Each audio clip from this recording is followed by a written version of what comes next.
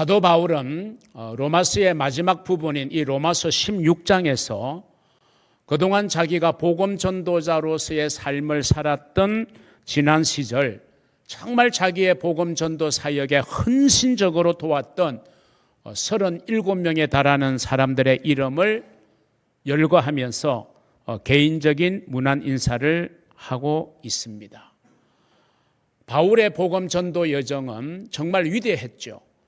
오늘날 우리 기독교의 문을 활짝 열어 젖힌 것이 바로 사도 바울의 복음 전도 여정이었습니다.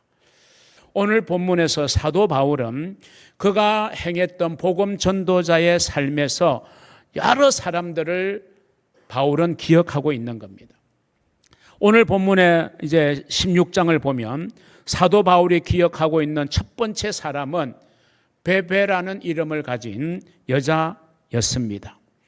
이 베베에 대해서 성경은 갱그레아 교회의 일꾼이었다 이렇게 언급하고 있는 것을 보면 아마 이 베베라는 여인은 고린도 지역의 항구 도시에서 사도 바울이 세웠던 그 교회의 한 일원의 멤버였다라고 하는 것을 알 수 있습니다.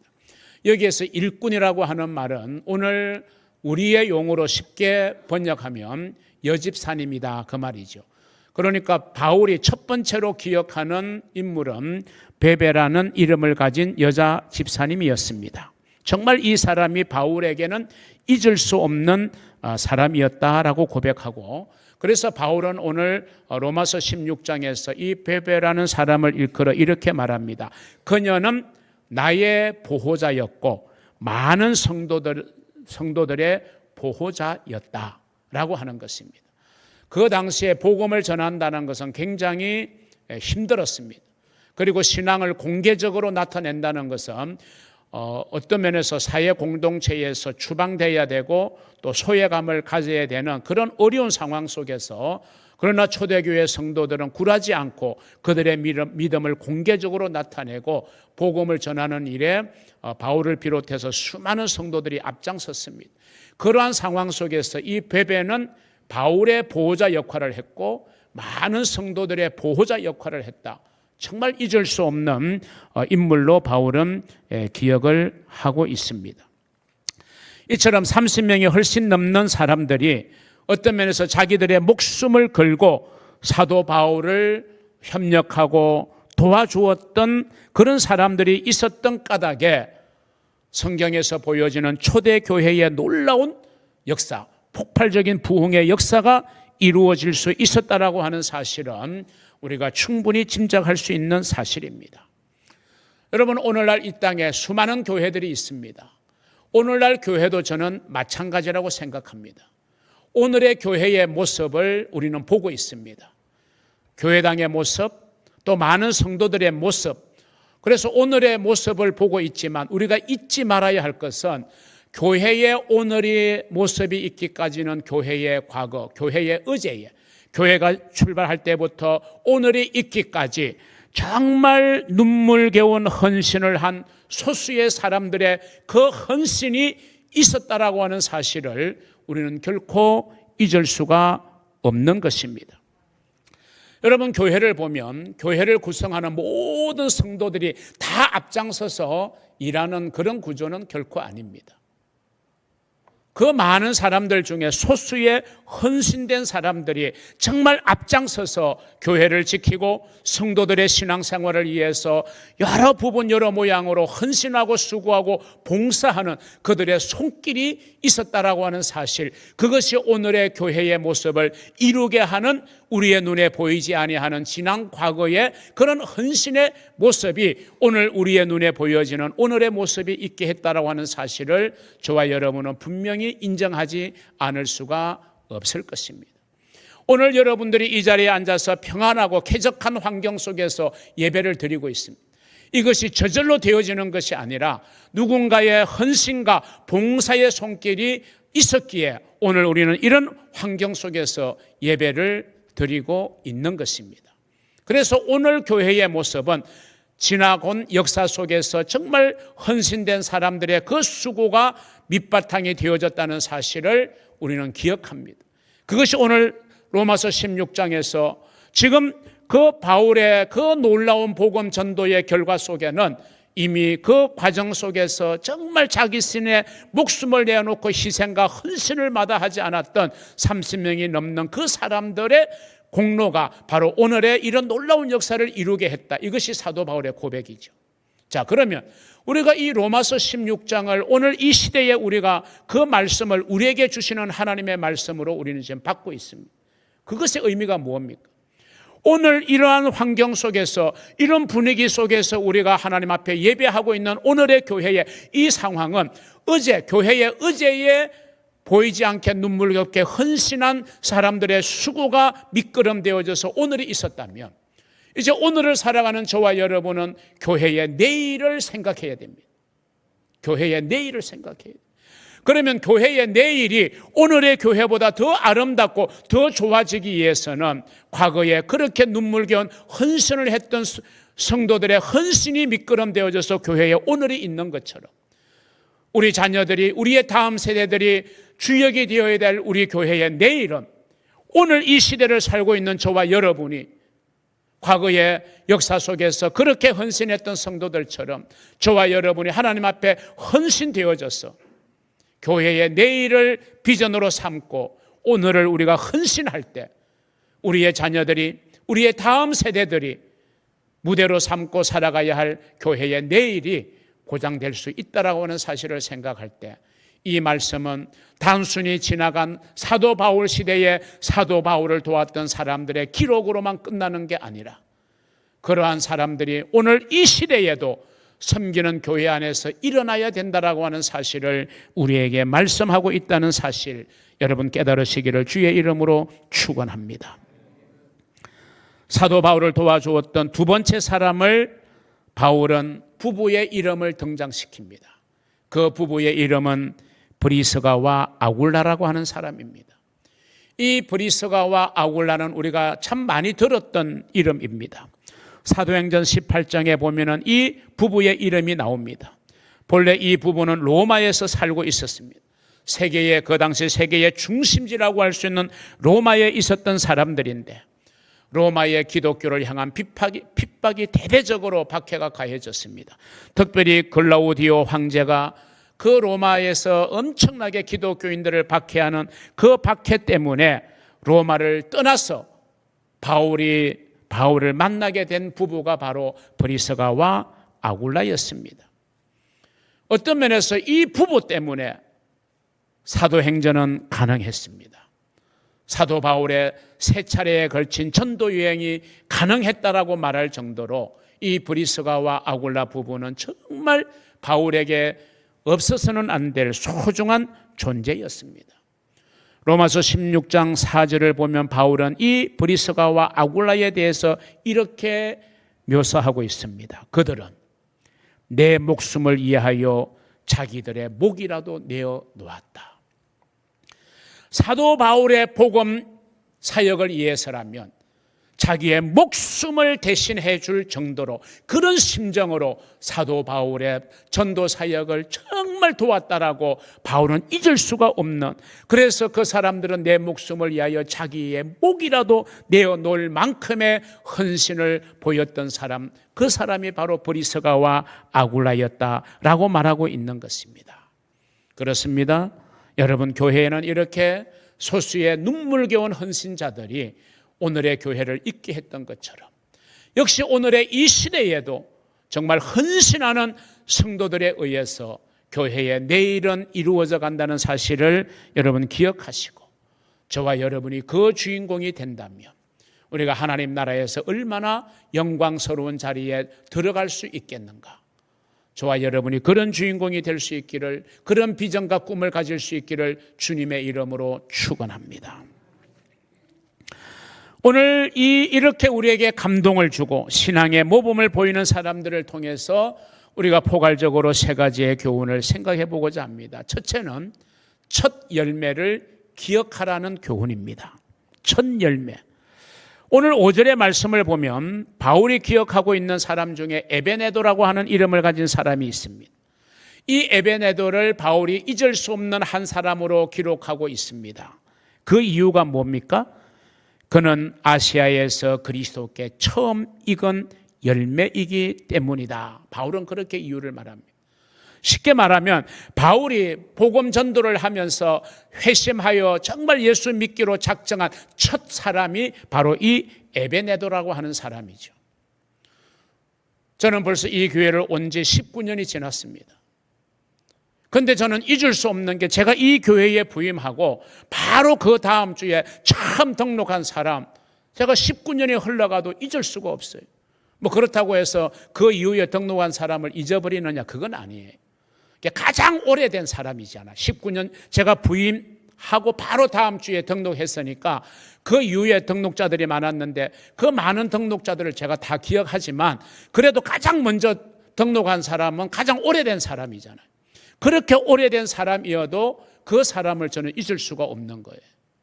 여러분, 사도 바울에게 이 에베네도라고 하는 사람은 그렇게 존재 가치가 크게 부여되어 있는 인물은 아니지만 복음을 전함으로 아시아에서 처음 그리스도에게 익은 첫 열매다.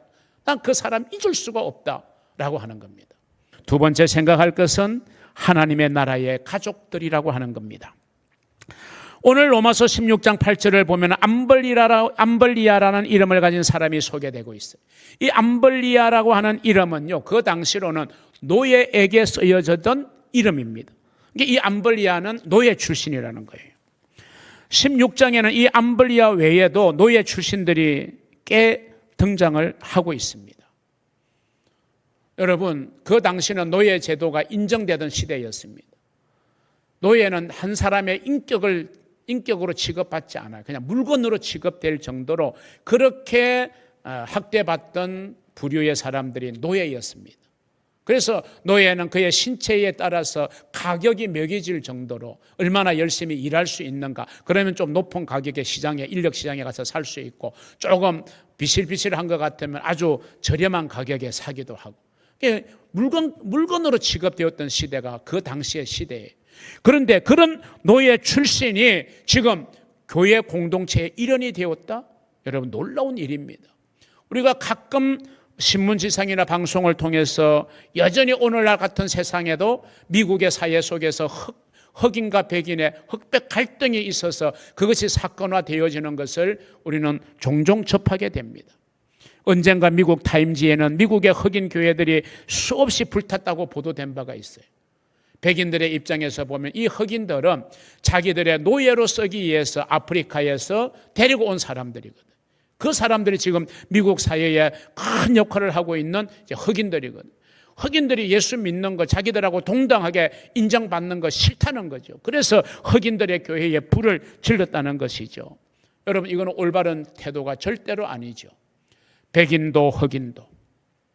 또 지금 이스라엘 땅에는 유대인들과 팔레스틴 사람들의 그 분쟁, 갈등은 계속 화약고처럼 그렇게 남아있잖아요.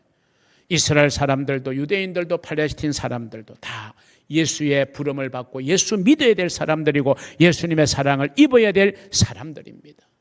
오늘 로마서 16장에 바울이 말하는 사람 중에는 홀로 된 과부도 있습니다. 부부도 있습니다.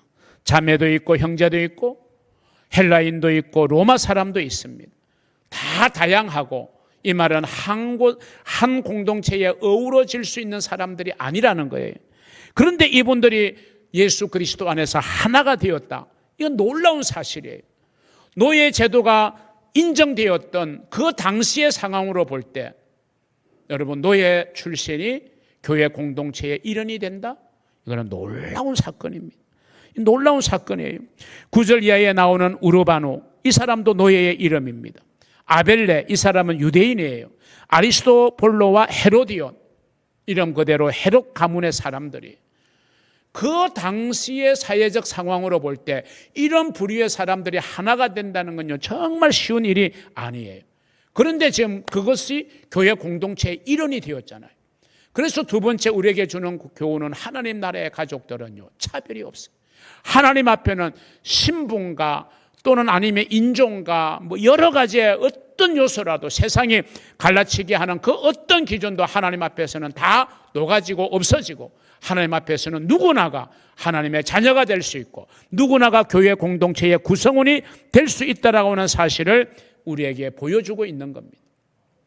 예수님이 선택한 12명의 제자, 그 당시의 상황으로 보면 도저히 한 공동체, 제자 공동체가 될 수 없는 구조였어요. 사람들의 미움을 받는 세리 출신도 있고 심지어 헤롯 당원들도 있었어요. 또 헤롯 당과 반대되는 열심 당원도 있었어요. 도저히 하나로 합쳐질 수 없는데, 근데 그것이 그리스도의 사랑 안에서 한 공동체가 되었고 교회가 되었거든요. 여러분, 오늘날 교회 안에는 하나 되지 못할 그 어떤 요소도 있어서는 안 됩니다. 나와 다르다고 차별해서도 안 되고, 나와 뭔가가 좀 차이가 있다고 해서 무시해서도 안 됩니다. 빈부귀천 남녀노소 다 막론하고 우리는 그리스도 안에서 한 형제요 한 자매요, 함께 어깨동무하고 하나님 나라를 이루어가야 될 그런 공동체라는 사실을 여러분 기억하시기를 주의 이름으로 축원합니다. 마지막 세 번째는 생명 걸고 예수 믿는 사람들, 우리가 한번 생각해 보도록 합니다. 우리는 지금까지 로마서 16장에 언급된 여러 인물들을 간단하게 살펴보면서 알게 되는 사실이 있다면, 사도 바울을 위해서 정말 자기의 목숨을 걸고 그리고 정말 헌신적으로 일한 사람들이 사도 바울 주변에 많이 있었기 때문에 사도행전이 가능했다. 초대교회에 놀라운 폭발적인 부흥의 역사가 일어날 수 있었다라고 하는 것이고, 바울이 어려운 역경 중에도 1차, 2차, 3차 그리고 마지막 로마에까지 복음을 전하기 위해서 갔던 그의 복음 전도 여행이 가능할 수 있었던 것은 바로 이런 생명을 거는 심정으로 사도 바울을 협력하고 도왔던 수많은 사람들이 있었기 때문에 그러다라고 하는 것입니다. 여러분, 오늘날 한국의 교회가 많습니다. 믿는 성도들이 많습니다. 그런데 왜 우리 한국의 교회와 성도들이 옛날처럼 그렇게 사회에 선한 영향력을 끼치지 못하고 있을까요? 왜 오히려 교회와 성도들이 세상으로부터 지탄을 받고 있을까요? 문제는 진짜 신앙인이 많지 않기 때문이다. 신앙인은 신앙인인데 명목상의 그리스도인, 육신에 속한 그리스도인, 우리는 영에 속한 그리스도인이 되고, 무늬만 그리스도인이 아니라, 이름만 그리스도인이 아니라 능력을 가진 영에 속한 그리스도인이 되어야 그게 진짜 그리스도인이에요. 진짜가 많아야 능력이 나타나는 것이거든요. 여러분, 가짜는 아무리 많아도 힘이 없어요.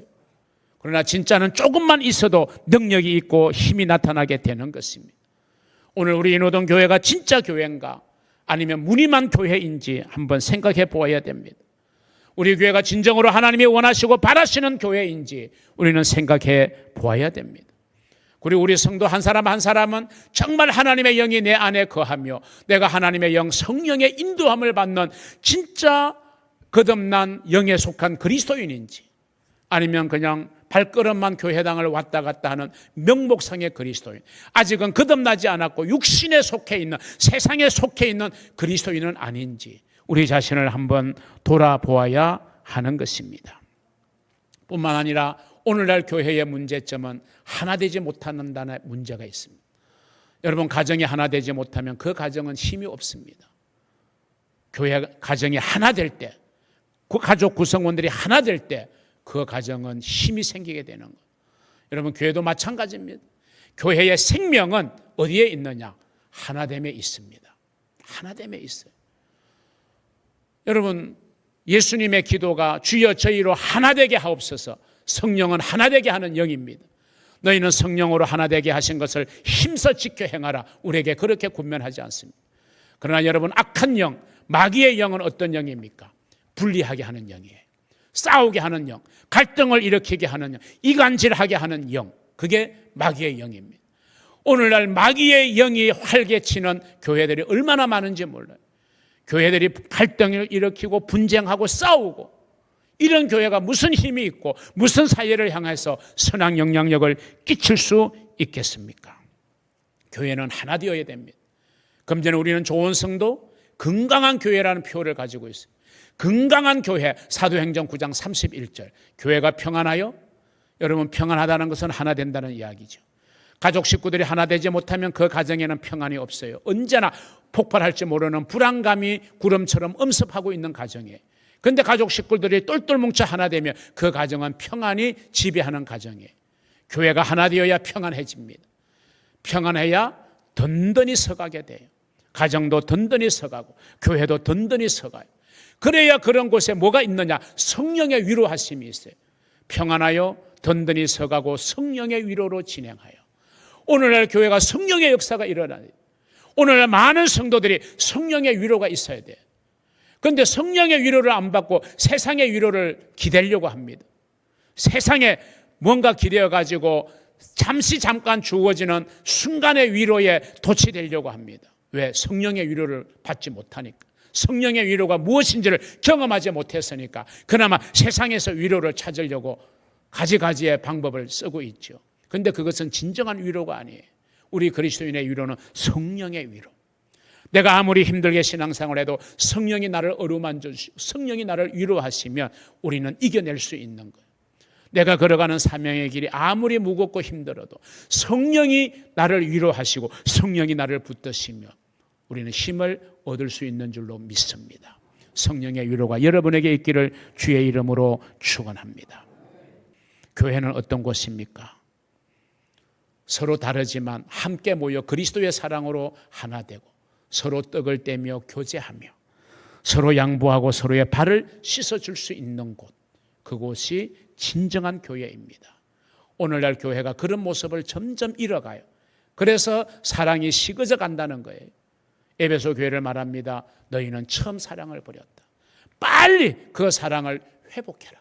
그렇지 않으면 하나님께서 촛대를 옮기신다. 여러분, 교회는 사랑의 공동체가 되어야 됩니다. 누구든지 우리 교회를 나오면 야, 여기는 정말 하나님이 계시는구나. 정말 사랑이 넘치는 곳이구나. 그렇게 생각되어지면요, 신앙 때문에 머무는 게 아니라 사랑 때문에 머물게 되는 거예요. 사랑 때문에 머물게 되다가 보면은 신앙이 들어가게 되고 그래서 성장하게 되고 구원받게 되고 그 사람이 또 그 역할을 함으로 교회는 그런 선순환이 이루어지게 되는 곳입니다. 사랑하는 성도 여러분, 진정한 교회는 무엇일까요? 한마디로 오늘 본문 16절은 이렇게 요약합니다. 거룩한 입맞춤. 설교의 제목이죠. 교회는 거룩한 입맞춤입니다. 교회는 거룩한 입맞춤으로 서로 문안하는 것입니다.